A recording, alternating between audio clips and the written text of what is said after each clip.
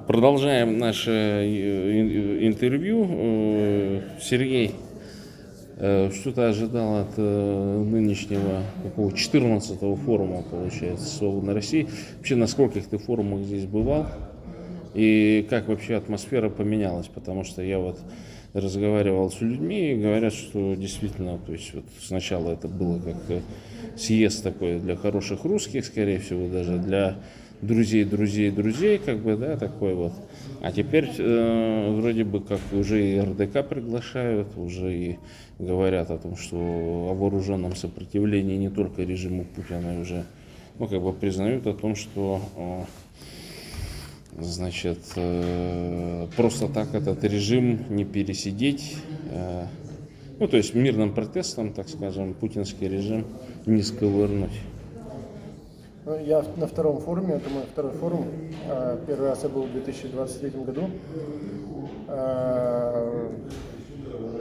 Я в первую очередь хотел увидеть своих, скажем так, коллег по российской оппозиции, услышать то, какие есть идеи, какие мысли сейчас значит, в их головах и куда все движется, какие планы. В целом, я считаю такие мероприятия полезны очень для того, чтобы обменяться мнениями, сверить часы. Это большой плюс, и хорошо, что форум продолжает работу, потому что он 1,5 года не собирался. И были определенные уже опасения по поводу его судьбы, лично у меня, по крайней мере. Этот форум «Свободной России», он один из самых важных и ключевых центров российской оппозиции, их не так много. И поэтому очень хорошо, что он продолжает работать. Плюс все-таки фигура Гарри Каспарова – это одна из тех фигур, которая пользуется уважением, имеет всемирную известность. Этот человек, он вхож в кабинеты самого высокого уровня в международных организациях, в демократических странах и так далее, и так далее. И большой плюс и Каспарова личного форума «Свободной России» в том, что он ориентируется, эта организация, эта форма ориентируется в первую очередь на достижение результата. И они не пытаются, значит, кому-то понравиться там широким массам, как, например, ФБК, не надеется на какие-то эфемерные выборы. То есть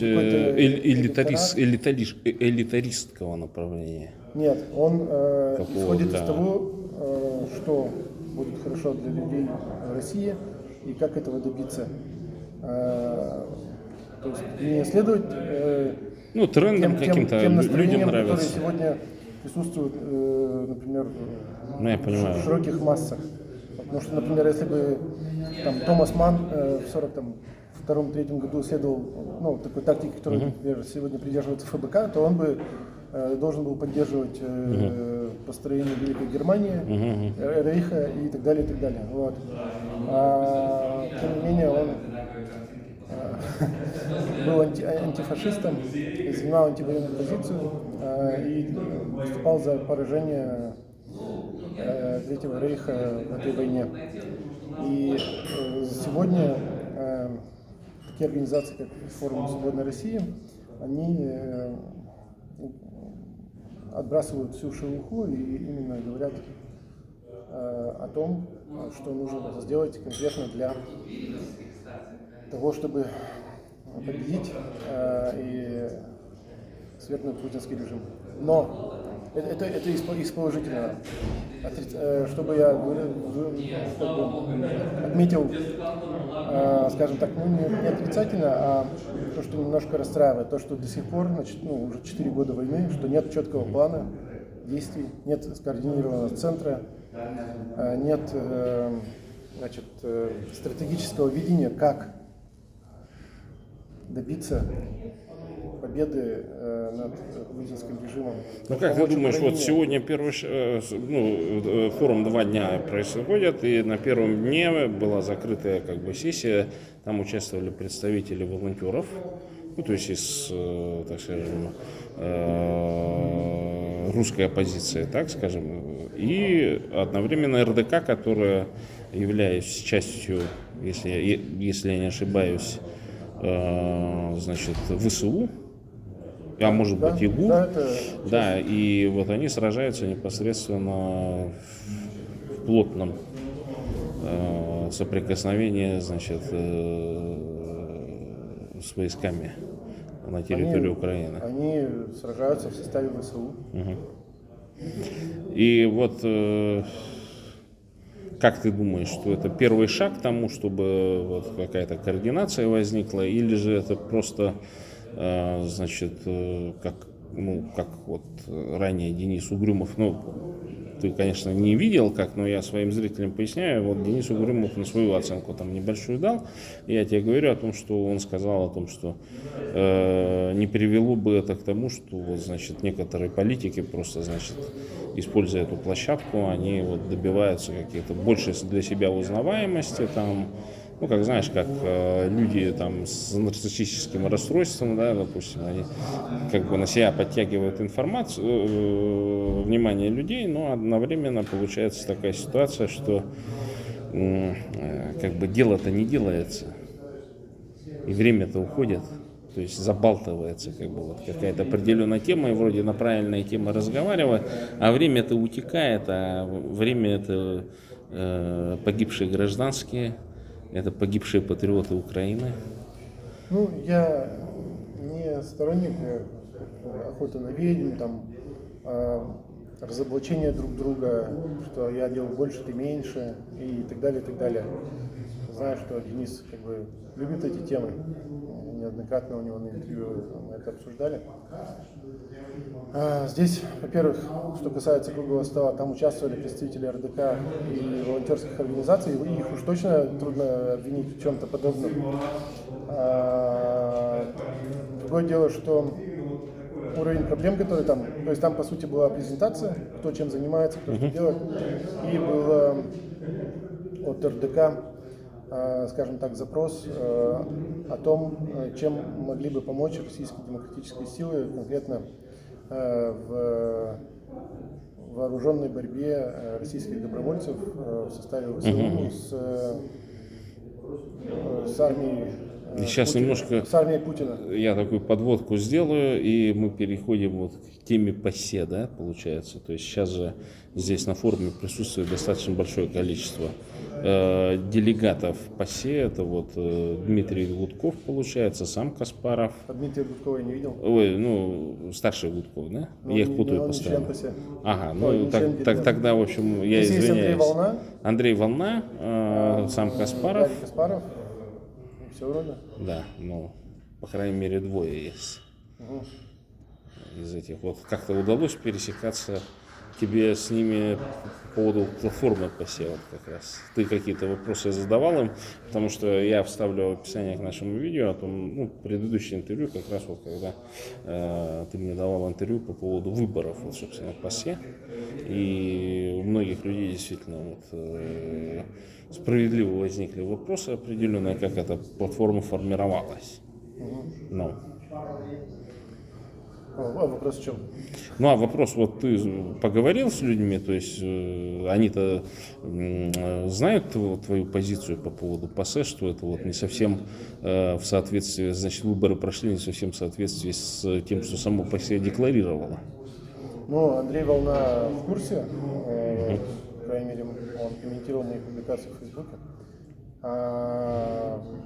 С Гарри Каспаровым я хочу переговорить, но не по такому вопросу, который я считаю уже закрытым, и эту тему закрыта, и она уже, как сказать, выполнила свою задачу, и мы сейчас идем дальше. То есть, ну, если как бы пояснить, о чем я говорю, почему выполнила задачу. То есть, во-первых, мы ставили перед собой задачу сделать этот процесс открытым и демократичным, мы это сделали, выдвинув 31 кандидата от коалиции из 21 организации. То есть мы уже не дали создать между собой. Во-вторых, от нашей коалиции прошел кандидат Руслан Ахмадиевич Кутаев, президент Ассамблеи народов Кавказа. Мы считаем, что это очень достойный кандидат, это кандидат, за которого не стыдно и который будет честно и плодотворно работать. Мы с ним в контакте, он готовит серьезную программу, мы будем вносить предложения в эту программу, и это будет касаться значит, движения к деколонизации России и других важных, полезных всяких вещей. А сейчас я с Гарри Каспаровым хотел бы обсудить другой важный вопрос. И вчера в своем выступлении, сегодня он говорит про то, что необходимо противодействовать российской пропаганде. Я приехал в Литву. Сейчас, и в резолюции по итогам форума, 5-й пункт, он тоже говорит о том, что необходимо усиление вот этой борьбы против ну вот яркий пример. Я войны, приехал сюда, значит, с телефоном в роуминге, и сразу обрушился поток ватных таких платных объявлений в Фейсбуке. Значит, вот, по структуре вот этих, значит, объявлений каких-то вроде бы как информационных таких, знаешь, сейчас не такая кондовая там, где информация, там мне начали каких-то выходить мертвые волонтеры, да погиб там наш мальчик в трусиках, там 5-10, и вот на удивление, что вот в Литве его значительно больше вот этого контента, нежели чем в Польше, потому что в Польше тоже что-то выскакивает, но в меньшее все-таки количество. И я думаю, что это, конечно, связано с тем, что здесь больше так называемая русскоязычная диаспора, и поэтому, соответственно, у меня в Фейсбуке объявления выскакивают и на литовском языке, и, соответственно, на русском языке. Поэтому, очевидно, с этим надо что-то делать, потому что это вот она и явная, и неявная, как говорится. Совершенно верно. Россия ведет когнитивную войну с Западом. Россия ведет когнитивную войну с собственным населением. И суть когнитивной войны заключается в том, что она трехслойная. Первый слой – это пропаганда, второй слой – дезинформация, и третий слой – непосредственно когнитивные операции.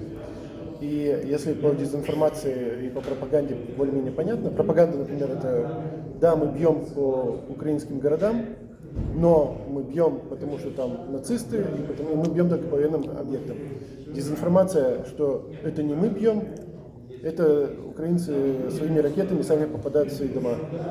И когнитивная операция против, допустим, собственного народа, да, если как бы говорить про этот аспект, они заключаются в том, чтобы создать для россиян абсолютно другую реальность, лишить их способности, не возможности, а способности вообще критично мыслить, для того, чтобы они не смогли, значит, противостоять власти и задумываться о том, что как делается. Это, по-моему, это постправда называется, нет? Что-то вот, или я, может быть, путаю термины. Ну да, действительно. Это целенаправленная, комплексная работа. Сейчас я как бы выйду на ту мысль, о которой я хотел говорить с Каспаровым. И это комплексная работа, которая как я не знаю, как какой-то газ, он заполняет все свободное пространство с собой, и он отравляет. И на сегодняшний день, почему вот сегодня говорили про то, что большая часть населения там поддерживает войну Путина. Ну да, вот по оценкам российского общества, получается, да, что где-то 20% это там фашистующие. Ученые из Стэнфорда, если не ошибаюсь, 60 это нейтральная часть. Вот. Болото, так называемое. Да. И как раз вот задача вот этой когнитивной войны, чтобы вот это большинство, оно не было способно мыслить, не было способно анализировать информацию и не имела даже такого желания лезть в это все. И здесь, конечно... И вот задача именно этому противодействовать. Или контр-игру. Это часть, которая в России идет. Против Запада, то, о чем ты говорил, ведется то же самое. Да? Та же самая работа, комплексная. И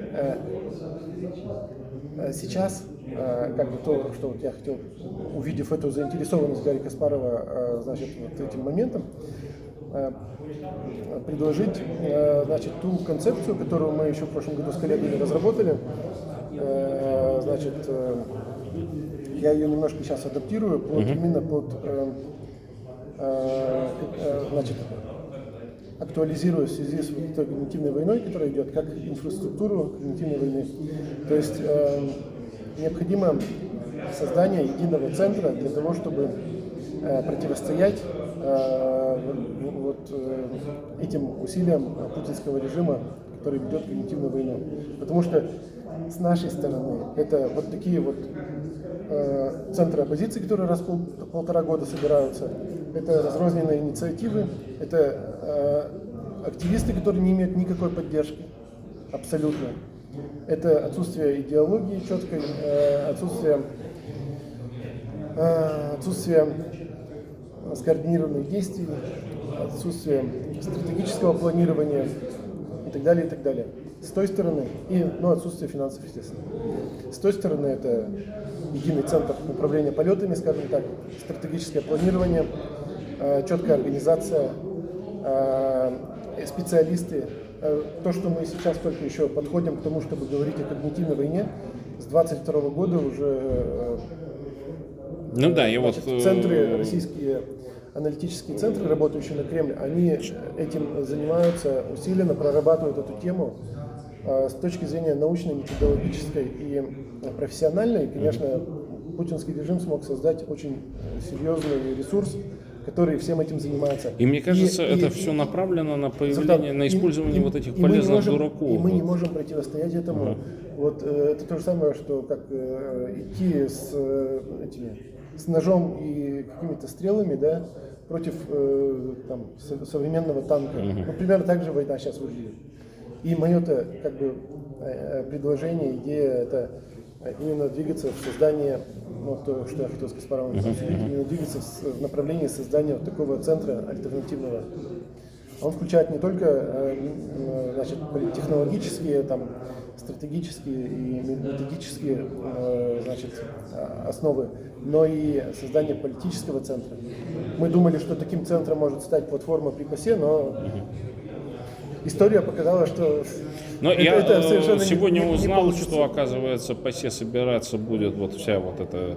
Они собираются всего на 4 заседания. Да. И получается раз в квартал, и между этими заседаниями там большая, такая кулуарная работа, так скажем, домашняя, как говорится. И, в общем-то, то есть... учитывая особенности этой платформы, то есть о том, что там компенсируется только проживание, проезд, то есть это абсолютно бесплатное получается мероприятие, и даже не компенсируется. В общем, то есть люди, которые туда избрались, может быть, даже ухудшат свое материальное положение. Я думаю, они не думают о материальном положении, об этом никто не думает, но в этом я не вижу никакой проблемы. Проблема в том, что просто платформа мертворождена, и она была... То есть ты считаешь, что должна была быть вот это 15 голосов, вот это так называемая российская, и 15 же такая же платформа для порабощенных народов создана, вот как Эджембулат Сулейманов ее предлагал создать изначально. Я не вижу смысла сейчас обсуждать, сколько я хотел бы... Ладно, по всем мы уже не говорим. Просто там проблема в том, что нет четкого понимания функции этой платформы, что она будет делать, для чего она. Нет четкого сигнала гражданскому обществу, как нам помогать этой платформе, что может платформа, как с ней взаимодействовать. То есть, она просто... то есть сейчас, мы создали вау-эффект, и потом, что дальше? И ничего. То есть, есть какие-то, ну, допустим, у меня нет, да, и там у членов нашей коалиции нет, но у россиян могут быть какие-то ложные ожидания, что это что-то изменит, да, но как бы кроме вау-эффекта ничего нет, и, как я понимаю, не планируется. Вот. Мы, конечно, попробуем поменять эту ситуацию, но так не делается. Ну, то есть зачем надо было создавать орган, который абсолютно никак не способен, изначально не работоспособен.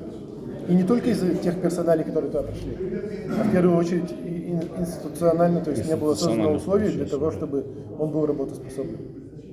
Поэтому я и говорю, что кроме создания этой инфраструктуры, этого центра стратегического для борьбы с путинским режимом, необходимо еще и создание политической альтернативы. Это не менее важно.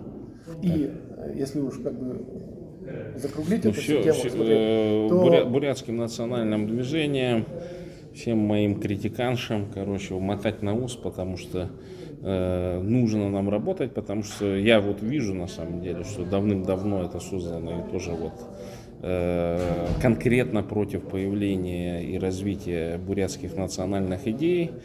Таргетируется мой канал, постоянно там залетают боты, которых я вынужден вычищать со своего канала. То есть прям такая очень острая болезнь, острая такая ненависть к нам, бурятским националистам. И создание псевдо-бурятских националистов всяких там непонятных. Да. То есть она не работает в один удар.